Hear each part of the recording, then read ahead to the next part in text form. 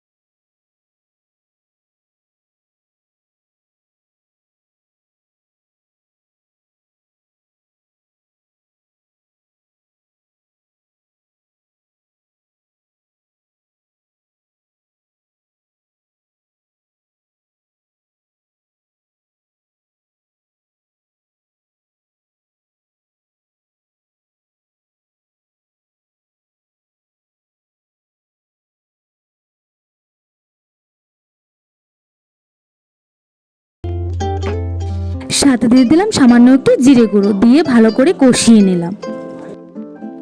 তারপর হালকা হালকা যখন কষে কষে আসবে, তখন উপর থেকে চিংড়ি মাছগুলোকে দিয়ে একটু ঢাকা চাপা দিয়ে রাখবো। তারপর 7-8 মিনিট হয়ে যাওয়ার পর ঢাকাটা খুলে উপর থেকে একটু হালকা ধনেপাতা দিয়ে দেবো। বাস, গরম গরম সার্ভ করুন, হয়ে গেল আপনার দই চিংড়ি। তো এভাবে বাড়িতে আপনারাও ট্রাই করবেন, দেখুন খুব ভালো লাগবে। তো আজ এই পর্যন্তই, দেখা হবে নেক্সট ব্লগে। টাটা, ধন্যবাদ।